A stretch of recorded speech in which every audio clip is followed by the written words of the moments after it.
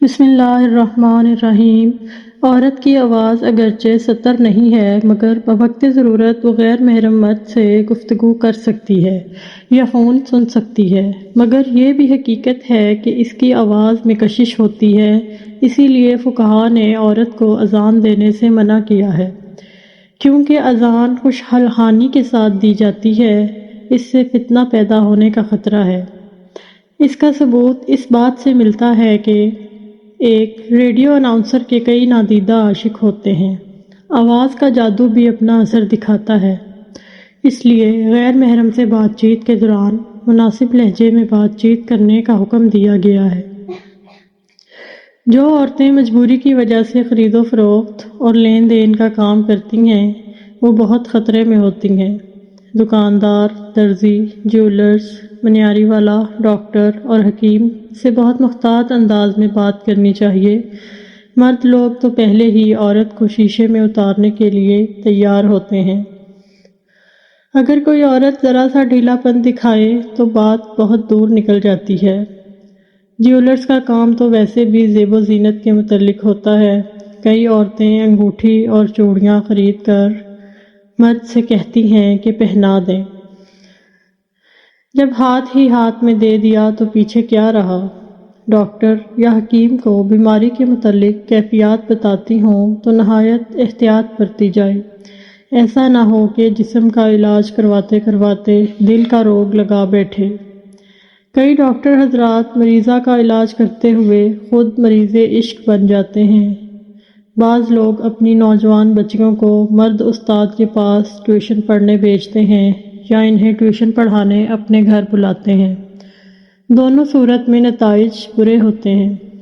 شاگردہ کو استاد کے پاس بیٹھ کر باتیں کرنے کا موقع ملتا ہے تو شیطان مشورہ دیتا ہے کہ کتابیں پڑھنے کے ساتھ ساتھ ایک دوسرے کی شخصیات کے بارے میں بھی معلومات حاصل کرو۔ جب پرسنل لائف کی باتیں شروع ہو جاتی ہیں تو حرام کاری کے دروازے کھل جاتے ہیں۔ ٹیوشن پڑھنی تھی، ٹینشن پلے پڑ گئی۔ مردوں کو بھی عورتوں سے گفتگو کرتے وقت احتیاط کرنی چاہیے۔ علامہ جزری رحمۃ اللہ علیہ نے لکھا ہے کہ نبی اکرم صلی اللہ علیہ وآلہ وسلم نے اس بات سے منع کیا ہے کہ مرد اپنی بیوی کے سوا کسی دوسری عورت کے سامنے نرمی سے بات چیت کرے، جس سے عورت کو مرد میں دلچسپی پیدا ہو جائے۔ بعض لڑکیاں حالات کی مجبوری کا بہانہ بنا کر دفتروں یا کارخانوں میں مرد حضرات کے شانہ بشانہ کام کرتی ہیں۔ شیطان کے لیے ان لڑکیوں کو زنا میں پھنسانا بائیں ہاتھ کا کھیل ہے۔ اکثر اوقات تو افسر ہی عزت کا ستیہ ناش کر دیتا ہے، ورنہ ساتھ مل کر کام کرنے والے لڑکے ہی میل ملاپ کی راہیں ڈھونڈ لیتے ہیں۔ مرد حضرات ایسی صورتحال پیدا کر دیتے ہیں کہ لڑکیوں کو گناہ میں ملوث ہونا پڑتا ہے۔ ایک سختی کرتا ہے کہ تم اچھا کام نہیں کرتی، تمہاری چھٹی کروا دینی چاہیے۔ لڑکی ڈر جاتی ہے، گھبرا جاتی ہے۔ دفتر میں کام کرنے والی لڑکیوں کو کم یا زیادہ ایسے ناپسندیدہ واقعات پیش آتے رہتے ہیں۔ پانچوں انگلیاں برابر نہیں ہوتی۔ وہ نوکری پیشہ خواتین جو کم گو ہوتی ہیں کسی مرد پر اعتبار نہیں کرتی، نہ ہی کسی سے اپنی زندگی کے بارے میں تبادلہ خیالات کرتی ہیں۔ بعض کام سے کام رکھتی ہیں۔ جو مرد ان سے لوز ٹاک یعنی آزادانہ گفتگو کرنے لگیں ان سے ڈانٹ پلا دیتی ہیں، اگرچہ وہ دفتر میں سڑیل مشہور ہو جائیں مگر کم از کم اپنی عزت بچا لیتی ہیں۔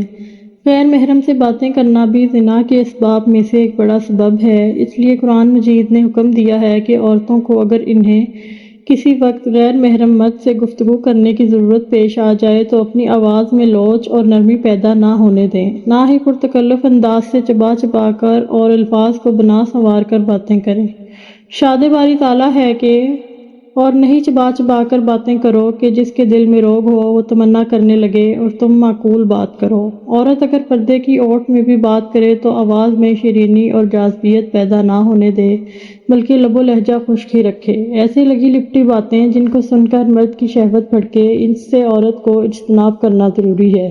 غیر محرم مرد سے گفتگو نرمی اور ادا کے ساتھ نہ کی جائے بلکہ صاف کھلی اور دھلی بات ہو، مختصر ہو۔ جو بات دو فکروں میں کہی جاتی ہے اس کو ایک میں ہی کہے تو بہتر ہے۔ مرد کو بھی خواہ مخواہ اس سے دوسری بات کرنے کی ہمت نہ ہو سکے۔ جب غیر محرم مرد اور عورت کے درمیان بے جھجک بات کرنے کی عادت بڑھ جاتی ہے تو معاملہ ایک قدم آگے اور بڑھتا ہے، یعنی ایک دوسرے کو دیکھنے کو دل چاہتا ہے۔ اس کی دلیل قرآن مجید سے ملتی ہے کہ انبیاء کرام تو 1,24,000 کے لگ بھگ آئے، مگر ان میں سے کسی نے دنیا میں اللہ تعالیٰ کو دیکھنے کی خواہش ظاہر نہیں کی۔ صرف حضرت موسیٰ علیہ السلام نے کہا کہ اے میرے پروردگار، مجھے اپنا دیدار کرا دیجیے۔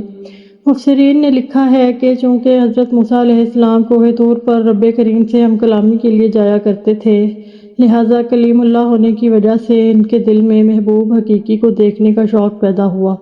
اس سے ثابت ہوا کہ بات سے بات بڑھتی ہے، پہلے بات کرنے کا مرحلہ طے ہوتا ہے، پھر دیکھنے کی نوبت آتی ہے۔ جب دیکھ لیا جائے تو ملاقات کا شوق پیدا ہوتا ہے، دل کہتا ہے کہ نہ تو خدا ہے نہ میرا عشق فرشتوں جیسا، دونوں انسان ہیں تو کیوں اتنے حجابوں میں ملیں۔